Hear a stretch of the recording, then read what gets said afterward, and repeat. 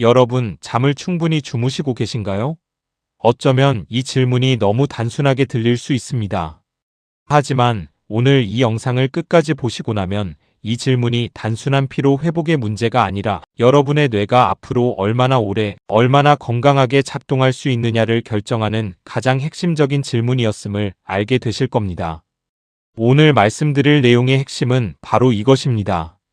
잠을 자는 동안, 즉 아무것도 먹지 않는 수면 공복의 시간 동안 여러분의 뇌 안에서는 낮에는 절대로 가동할 수 없는 놀라운 청소 시스템이 풀가동됩니다. 그리고 이 청소가 제대로 이루어지지 않으면 뇌 속에 독성 쓰레기가 쌓이기 시작하는데 그것이 바로 치매의 씨앗이 된다는 사실이 과학적으로 밝혀졌습니다.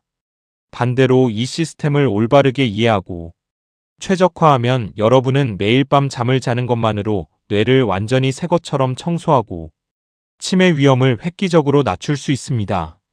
먼저 뇌가 왜 특별한 청소 시스템이 필요한지부터 이야기해 드리겠습니다. 우리 몸의 다른 기관들은 림프계라는 하수도 시스템을 통해 노폐물을 처리합니다.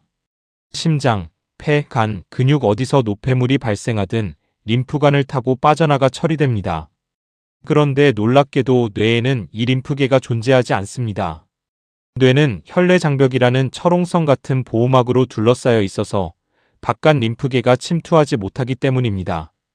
그렇다면 하루 종일 쉬지 않고 가동되는 뇌에서 발생하는 어마어마한 양의 대사, 노폐물들은 어디로 가는 것일까요? 뇌세포들이 에너지를 소비하고 신호를 주고받으면서 생성되는 독성 단백질 찌꺼기들, 특히 알츠하이머 치매와 직접적으로 연결된 아밀로이드 베타와 타우 단백질들은 어떻게 처리될까요? 바로 이 질문에 답하는 혁명적인 발견이 등장했습니다. 과학자들이 발견한 것은 뇌가 전혀 다른 방식으로 작동하는 독자적인 청소 시스템을 갖고 있다는 것이었습니다. 이 시스템은 뇌척수액이라는 맑은 액체를 사용하는데 이 액체가 뇌세포 주변의 아주 좁은 통로들을 따라 흐르면서 독성 노폐물들을 씻어내고 뇌 밖으로 배출시킵니다.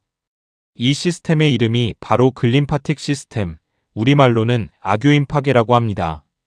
이 발견은 과학계에 엄청난 충격을 안겼고 그 이후 전 세계 수백 개의 연구팀이 이 시스템의 작동 원리를 밝히는데 매달리기 시작했습니다. 그런데 이 글림파틱 시스템에는 결정적인 특징이 있습니다. 낮에는 거의 작동하지 않는다는 것입니다.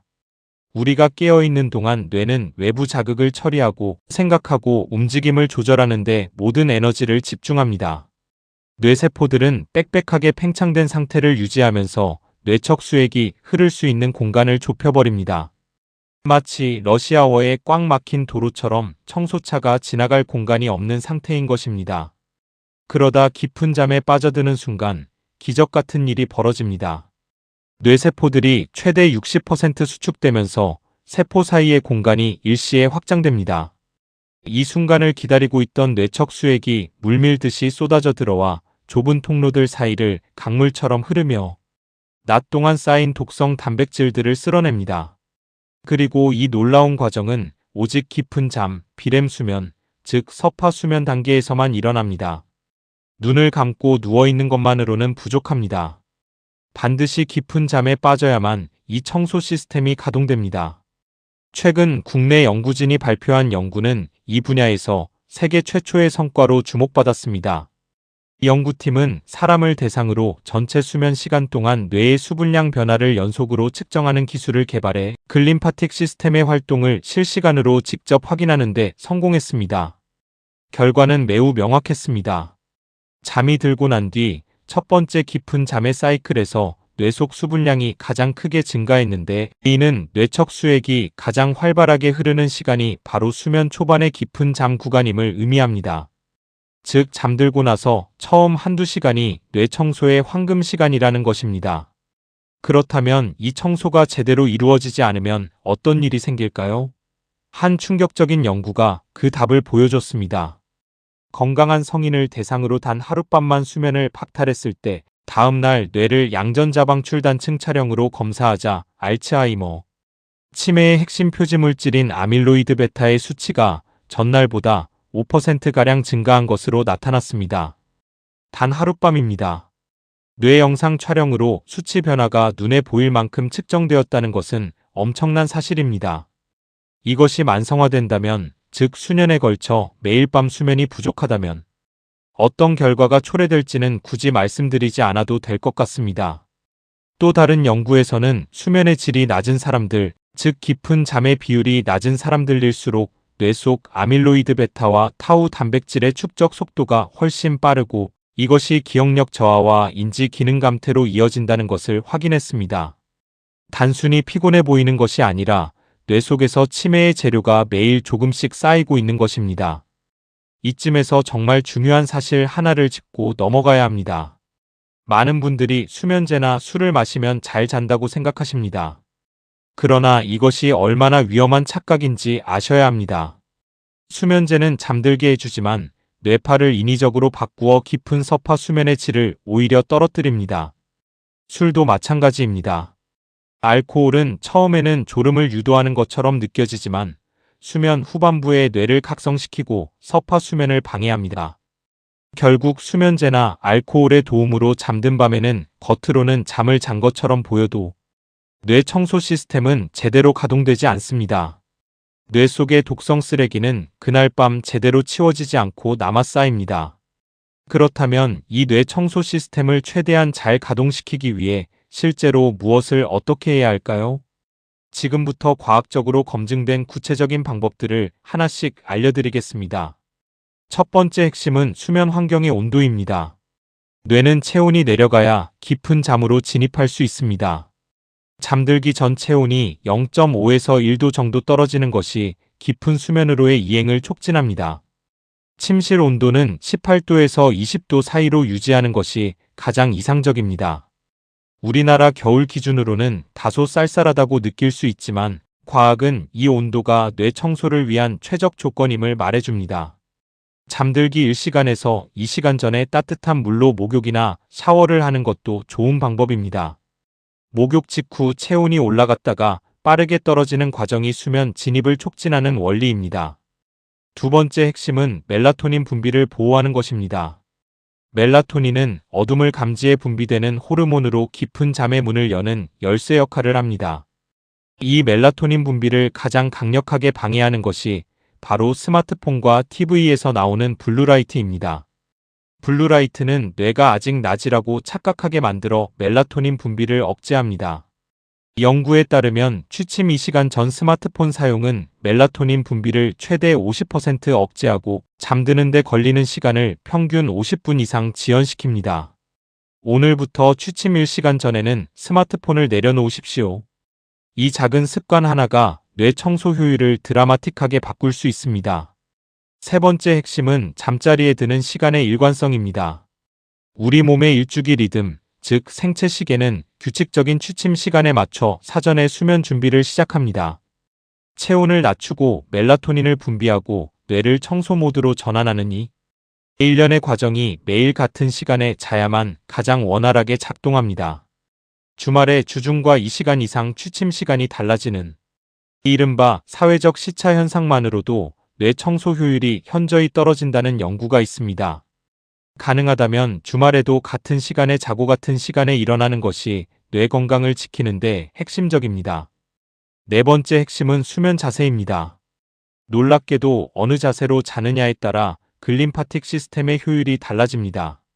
연구 결과 옆으로 눕는 측의 수면이 등을 대고 자거나 엎드려 자는 것보다 뇌척수액의 흐름이 훨씬 효율적으로 이루어진다는 사실이 확인되었습니다.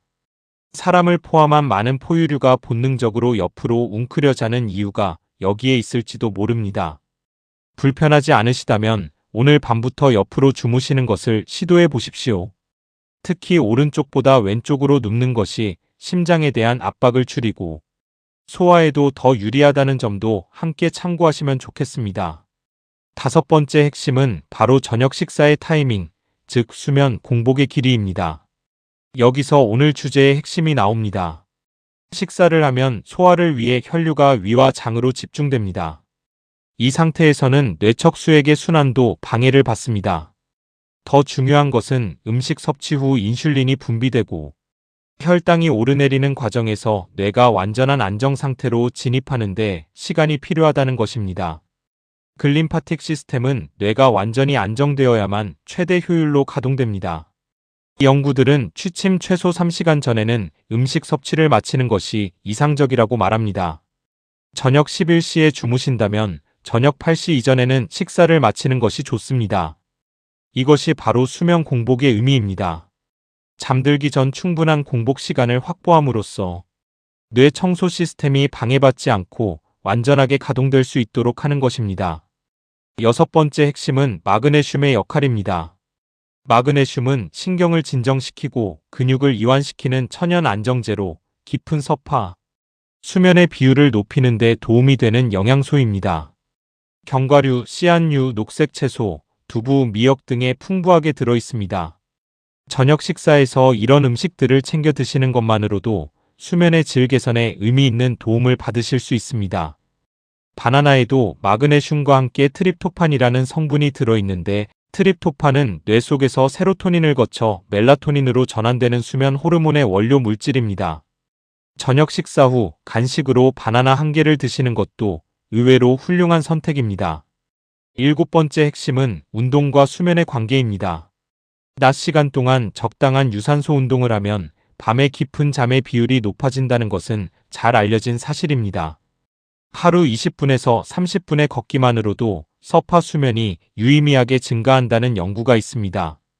단 취침 3시간 이내에 강도 높은 운동을 하면 오히려 교감신경이 활성화되어 수면을 방해할 수 있으므로 운동은 가능하면 아침이나 이른 오후에 하시는 것이 좋습니다. 이제 7일 실천 계획을 드리겠습니다. 처음 이틀은 스마트폰을 취침 1시간 전에 내려놓고 침실 온도를 18도에서 20도로 맞추는 두 가지부터 시작하십시오. 사흘째와 나흘째에는 저녁 식사를 취침 3시간 전에 마치는 수면 공복을 추가합니다. 닷새째와 엿새째에는 저녁 식사에 마그네슘이 풍부한 음식을 의도적으로 포함시키고 낮에 20분 이상 걷기를 실천합니다. 이렛날에는 취침 시간과 기상 시간을 전날과 동일하게 유지하면서 한 주 동안의 수면 질 변화를 스스로 점검해 보십시오. 많은 분들이 2단계를 밟아가면서 아침에 눈 떴을 때의 상쾌함이 달라지고 낮에 집중력이 높아지며 기억력이 선명해지는 변화를 느끼셨다고 말씀하십니다. 반드시 알아두셔야 할 주의사항도 말씀드립니다. 수면 무호흡증이 있으신 분들은 아무리 좋은 수면 습관을 갖추셔도 밤새 뇌에 산소 공급이 제대로 되지 않아 글림파틱 시스템이 제 기능을 할 수 없습니다.